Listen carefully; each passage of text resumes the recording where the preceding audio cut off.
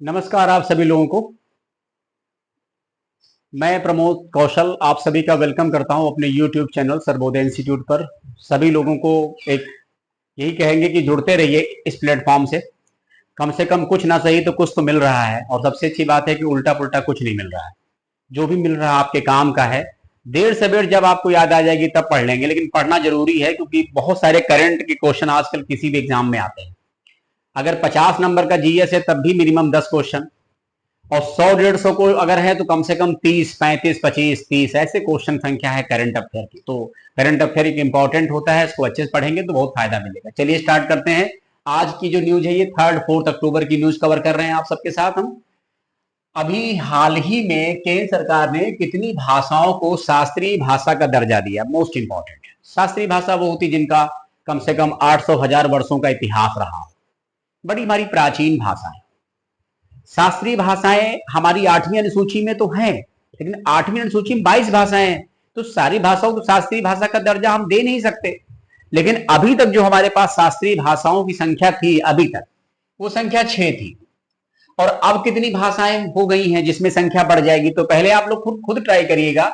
Option है 3, 4, 5, 6, तो इसका राइट आंसर 5 है। यानी 6 और 5 अगर हम जोड़ दें तो हमारे पास कितनी शास्त्रीय भाषाएं हो गई? 11। क्लियर है? और इसमें कौन कौन सी भाषाएं हैं वो इसमें नीचे मेंशन है, उसको हम लोग पढ़ लेंगे। ठीक है, तो अभी हम लोग देखते हैं। ये तो क्वेश्चन का आंसर हो गया। अब यहां पर और वो 5 भाषाएं सबसे पहले जानेंगे कौन कौन सी है, फिर बात करेंगे आपसे हम। ठीक है, केंद्र सरकार ने एक मराठी, पाली, प्राकृत, कभी आप लोगों ने प्राचीन भारत पढ़ा होगा तो पाली और प्राकृत की चर्चा आती है। ठीक है, बौद्ध धर्म जैन धर्म में जाइए आपको पाली और प्राकृत भाषा का वर्णन है। असमिया और बंगाली। तो मराठी, पाली, हालांकि पाली प्राकृत भाषा जनरली बोली नहीं जाती, मराठी है, असमिया है, बंगाली है। भाषाओं को शास्त्रीय भाषा का दर्जा देने की घोषणा की है। इन भाषाओं को शास्त्रीय भाषा का दर्जा मिलने के बाद देश में शास्त्रीय भाषाओं की संख्या 11 हो जाएगी। केंद्रीय सूचना एवं प्रसारण मंत्री अश्विनी वैष्णव ने कहा कि शास्त्रीय भाषाएं भारत की गहन और प्राचीन सांस्कृतिक विरासत की संरक्षक के रूप में काम करती हैं, इसलिए इन भाषाओं का संरक्षण बहुत जरूरी है। अब हम बात करते हैं कुछ भाषाएं पहले की, उनकी क्या स्थिति है उसकी बात करते हैं। तो सबसे पहले कौन सी भाषा आई? तमिल। ये अक्टूबर 2004। फिर कौन सी भाषा आई?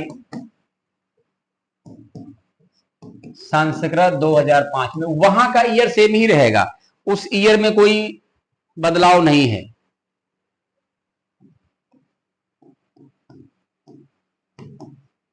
तेलुगु और कन्नड़ 2008। तो यहां मतलब एक पॉइंट जोड़ दिया तो 4 भाषाएं हो गई। इसके बाद क्या है? मलयालम और उड़िया।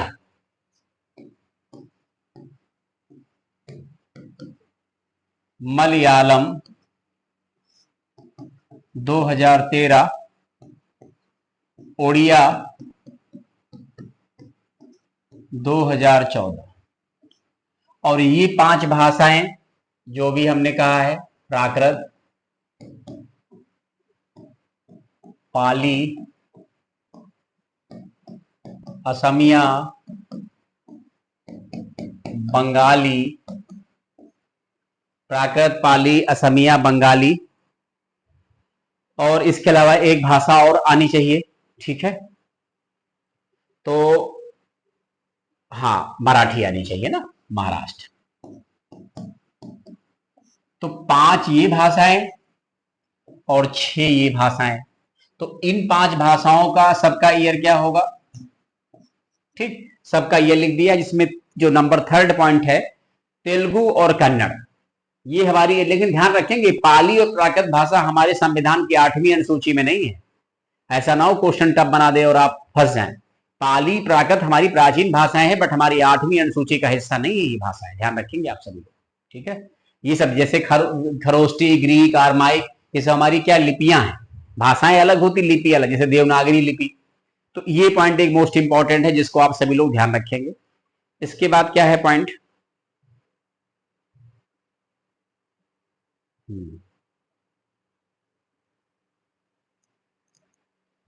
लिखा है कि अभी हाल ही में ब्रिटेन सरकार ने चागोस द्वीप समूह है किस देश को वापस कर दिया है। हालांकि इस द्वीप पर जो अभी तक कंट्रोलिंग थी वो ब्रिटेन की थी, और आखिर ये द्वीप है किसका, किस देश को वापस किया गया? ऑप्शन है मॉरिशस, श्रीलंका, मालदीव, बांग्लादेश। तो राइट आंसर होगा मॉरिशस। ठीक है, इसमें थोड़ी बहुत इंडिया की भूमिका भी है, ये पढ़ लेंगे, ये व्याख्या लिखी है।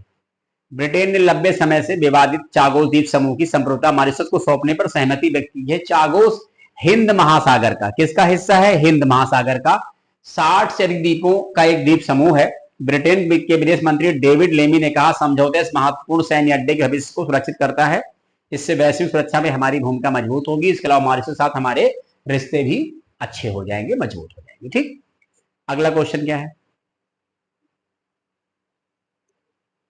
अगला क्वेश्चन है कि उदयराज सिंह स्मृति सम्मान किसको प्रदान किया गया? बहुत ज्यादा खास अवार्ड तो नहीं है, लेकिन नॉर्मल अवार्ड है, लेकिन इंपॉर्टेंट है। प्रोफेसर शरद पगारे, प्रोफेसर ममता कालिया, प्रोफेसर दीनदयाल मिश्रा, उपरोक्त में से कोई नहीं। राइट आंसर होगा ममता कालिया। ठीक, यही लिखा हुआ है, यही उसका चिन्ह है। इसमें 1 लाख रुपए मिलेगा। ममता कालिया को व्यास सम्मान मिल चुका है, नॉवलिस्ट भी है, राइटर भी है ये। इसके बाद अगला क्वेश्चन क्या है?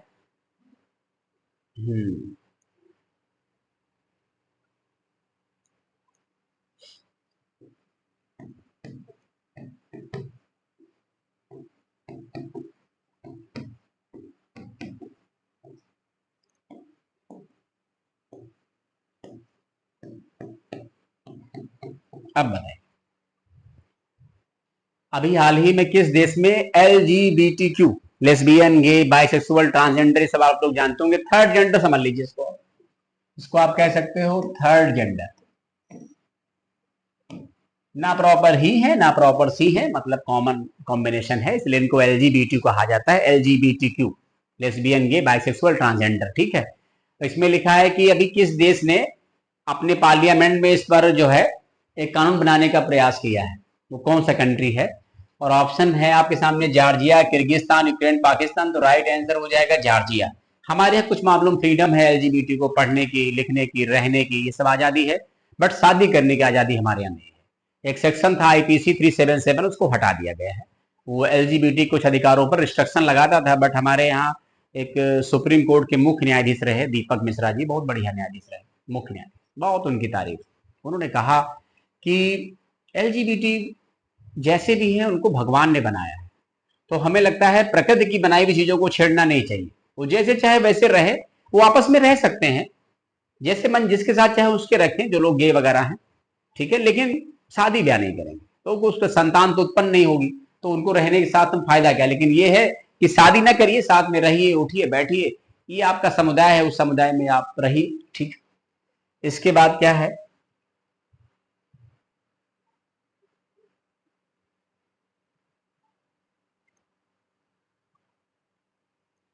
भारत की डिजिटल अर्थव्यवस्था कितने वर्षों तक 1 लाख करोड़ पहुंच जाएगी? 27, 28, 29, 30। Right answer 2028। जो हमारी डिजिटल इकोनॉमी है, जो लेन देन हो रहे हैं डिजिटल, वो इकोनॉमी हमारी ट्रांजेक्शन के मामलों में कितने लाख करोड़ क्रॉस कर जाएगी? 1 लाख करोड़। और कब तक? 2028 तक। ये कुछ उसकी व्याख्या है, पढ़ लेंगे तो अच्छा रहेगा। आप लोग आराम से व्याख्या पढ़िएगा। सरकारी डिजिटल पहल व गहरी इंटरनेट पहुंच। भाई हमारे यहाँ क्या है, इंटरनेट बढ़िया है, सबके पास स्मार्टफोन है, तो आजकल देखा होगा सभी लोग डिजिटल लेन देन कर रहे हैं, आपका मोबाइल ही आपका बैंक बन जाता है। तो डिजिटल लेन देन में हम काफी इंप्रूवमेंट कर रहे हैं, यहाँ तक कि हम जापान, ब्रिटेन, जर्मनी जैसे देशों को भी पीछे कर रहे हैं ना। मोस्ट इंपॉर्टेंट क्वेश्चन है किसी भी एग्जाम के लिए।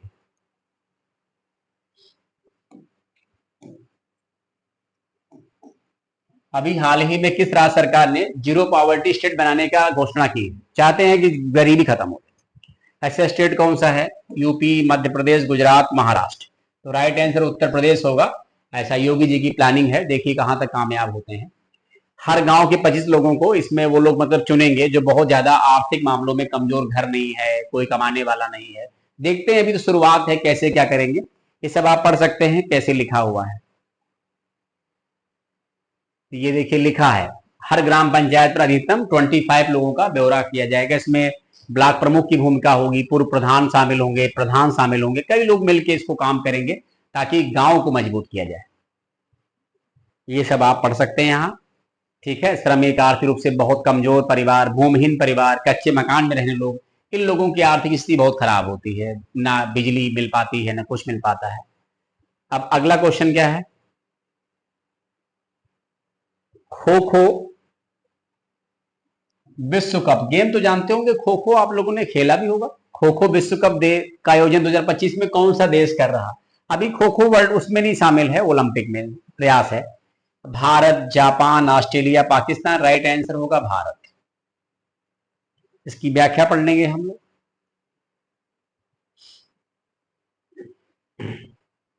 इसमें 54 देश शामिल हैं, देखिए सब मेंशन है, इसको पढ़ लेना आप। ठीक है, 54 कंट्रीज में शामिल है खो खो में। ठीक, भारत तो खैर है ही है।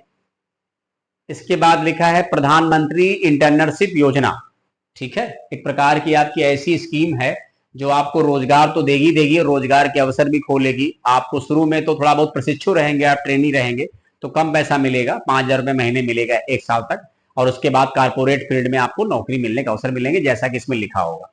ये पॉइंट देखिए, इस क्वेश्चन को ट्राई करिए। प्रधानमंत्री इंटर्नशिप योजना किस मंत्रालय द्वारा शुरू की गई है? अभी लॉन्च की गई है, जस्ट 3 अक्टूबर को। ऑप्शन है वित्त मंत्रालय, कारपोरेट मंत्रालय, गृह मंत्रालय और रक्षा मंत्रालय। क्या सही हो सकता है?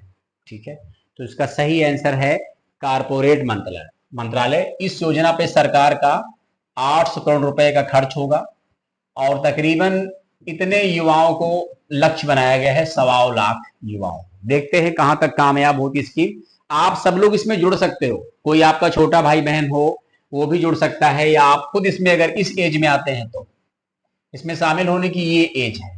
क्वालिफिकेशन बहुत सिंपल है, माध्यमिक है, आप इंटर पास हैं तो ट्राई कर सकते हैं।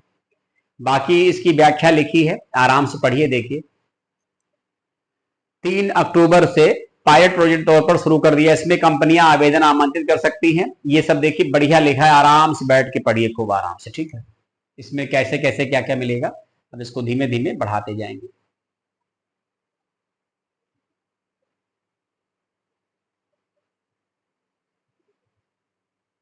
और 2 दिसंबर से पहला बैच के तहत कंपनी इंटर्नशिप शुरू कर देगी।